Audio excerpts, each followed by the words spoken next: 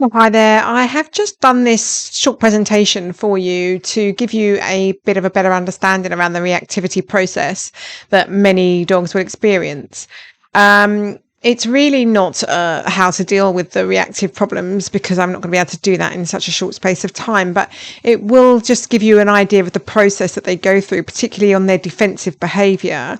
Because reactivity can be the result of a variety of feelings. It could be coming about through frustration. It could be through fear or control or any other reasons, to be fair. But basically, when they do start to get reactive, they're going to go through stages. So they move through various defensive states. And sometimes that goes through very quickly, which can feel like there is no actual process at all.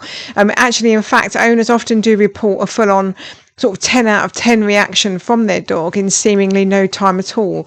And often they'll regularly comment to me that there are no warning signs or any explanation for when or why they're going to see some reactivity in their dog. You know, put it bluntly, they can't kind of pinpoint a moment, or they can't tell when the dog's going to do it.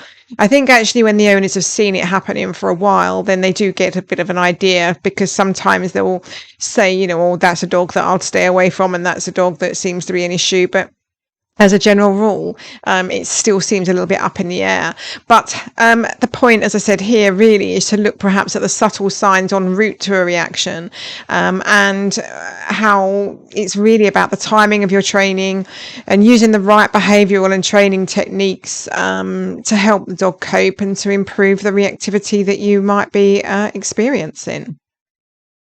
So I have a video here of a dog which he's with his companion, and it's showing some reactive behaviour. It happens every time the owner goes out on the walk, and basically it's really a frustration and a bit of confusion, because the older dog that he's with is reactive, which has led the younger one to be reactive. But I don't think he really knows why he's doing it. So as I say, it's more of a frustration behavior that we're seeing here. So I've got a before and after here, so you can see how things can change. And actually, this is in a relatively short space of time, but again, we've looked at the timing, we've looked at the behavior, we've put some training techniques in place, and the owner has been absolutely great at pursuing and practicing them.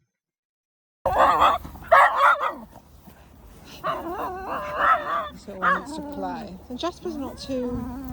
Jasper generally lunging to play with another dog. Right. I feel anyway.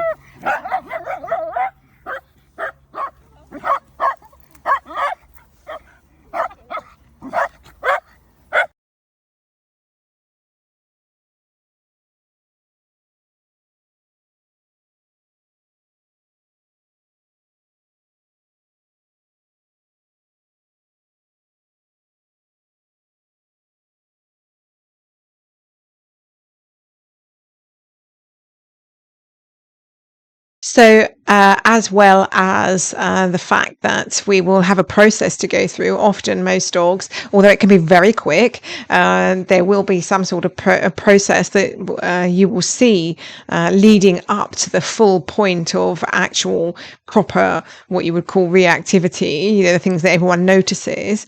But the reactivity can have various causes. I mean, it could be from a multitude of stimulants. They can have issues with people, dogs, kids, traffic. I even had one with a problem with the kitchen cupboard before. I mean, you know, you name it, I could well have seen it. But again, it's diagnosing the cause and choosing the right techniques with, you know, so that we can get the right solution. And this will be evident here as well with the dog that I worked with too, which has the reactivity to traffic.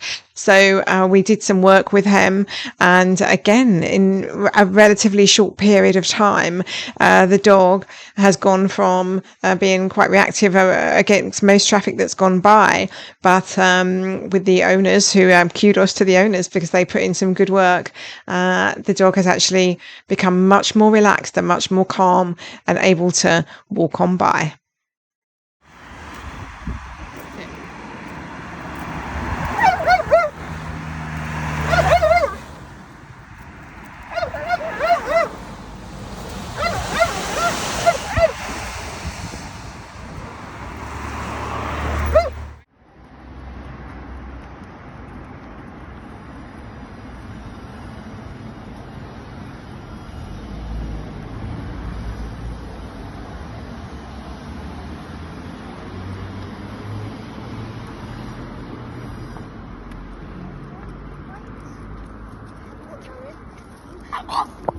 Right.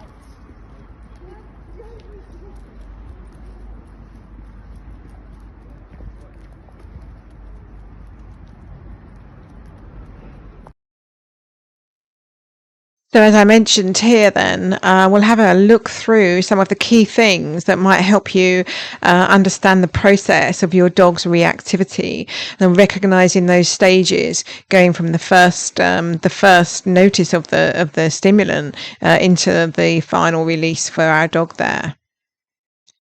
So the first stage is when our dog's going to notice something. So we've already mentioned this could be a variety of things that are out and about there for you. But a dog will notice it and then they will start to show signs of registering it. So obviously if it's something that doesn't bother our dog, then that's not going to be a problem. However, if it's something that is maybe of a little concern or they want to think about it, then there are certain behaviors that you might see. So some of this is going to be perhaps freezing, some increased vigilance around it, and head movements that they might do as they sort of size up the actual situations there. So some things you might see in ear prick, you might see their weight shift a bit. So it might see some staring. You might see some mouth closing, which means that they're feeling a bit tense, and obviously that concentration starting to coming in. And you might see their tail stiffen as well. So that again affecting that sort of kind of freezing thing we were mentioning there, where the dogs are focusing now on a possible threat to them while they're out and about. So most dogs do want to avoid confrontation. So a lot of them will try to look for a way to move away from things. And I think you find that a lot of people have problems with reactivity when the dogs are unable to move away. So you might hear a lot of people reporting about the dogs having lead reactivity. The dogs are fine off the lead with other dogs, but once they're on a lead, the restriction there is causing them some problems. That lack of ability to create the distance and withdraw and actually keep themselves in control of their own safety is something which can cause some sort of reaction from them. So if they sense that they can't get away and the risk persists, then there's a risk, a chance that they may move on there to take some further action. So if we think about some earlier signs of reactivity, so we already mentioned a moment ago that there's going to be some very subtle early signs, but then things would develop if the dog's found that the threat is persisting, and they will perhaps start to stare and fixate more rather than just looking. Again, that stiff body language might become very prominent. You might see that, and you might get some whining, growling, some sort of vocal sounds coming from the dog as well. You might get some stalking movements going on. You might find that their attention's gone away from you, so you can't actually communicate with them or get them to come back and focus on you. And actually what's happening now is we're stepping up a gear, and the dog is actually now starting to get into a position of warning and trying to deal with the perceived threat because they're not in a position to actually remove themselves from it a lot of the time. So, of course, then into our next phase here, which is going to be an escalation of those previous behaviours. So this is going to be when our warnings are ignored. And so the dog will then move into really, I would say, what most people then start to class as reactive. So if people are coming with a reactive dog, they're describing behaviours like lunging, barking, snapping, or even actually getting to the point of biting another dog. So their dogs are having to resort to such a more intense behaviour at this stage because the earlier more subtle signals that they were giving were not successful. And this would either be really because, let's say, if we think about it with people maybe not be reading the cues that the dogs are giving off, but also some other dogs may not be. There's a lot of dogs, particularly in the area where I live. It's very busy. And, even so, a lot of them don't get as much socializing, actually proper socializing with other dogs to learn to read cues and to communicate communicate with other dogs very well. So there's a lot of them, particularly, sort of young dogs, even some that are missing signs that dogs are giving off. And of course, if our dog is really worried about that, then they're going to up a gear and try and get that message through, because the problem, as they see it, is not taking note. So, of course, once that happens, then we're right in our full-on stage here. And I like to kind of try and think of things on a bit of a scale of that last stage there of the full-on, the barking, the lunging, or literally when the dog can't almost do any more. I would class that as a 10 out of 10 stage, really, of behaviour.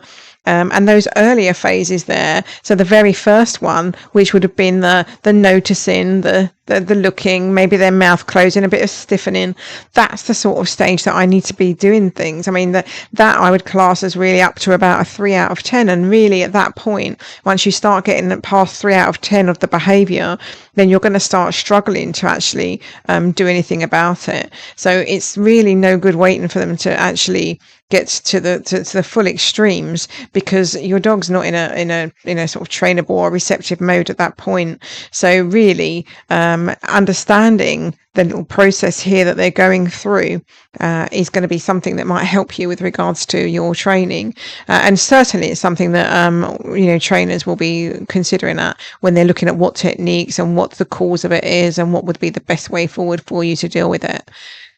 And so then obviously we have the things with reactivity in terms of being reinforced. So basically what will happen if we imagine our dog barking and lunging, then the reactivity will produce something. Usually the threat may withdraw, and when that happens, the dog will experience a release and they begin to relax. So what happens when we see people saying that the behaviors are getting worse, this is owners describing dogs the behavior being more general. So it might have started a little bit to start with, and then it's got more and more spread out, if you like, over different ranges. And by that I mean, sometimes people might say that their dog is showing reactivity or aggression towards men, for example, and then further down the line that will have extended out to women, and then to kids, and then basically to everything, so that the behaviors are getting reinforced each time the dog associates those displays of aggression with the relief that followed, because there will be relief at some point after it. So in their head, what's going to happen is that behavior is worth continuing, because it just naturally gets reinforced, because generally the problem, or what their perceived problem, does disappear. And as a result, the dog has worked out that probably this is the right way for them to behave.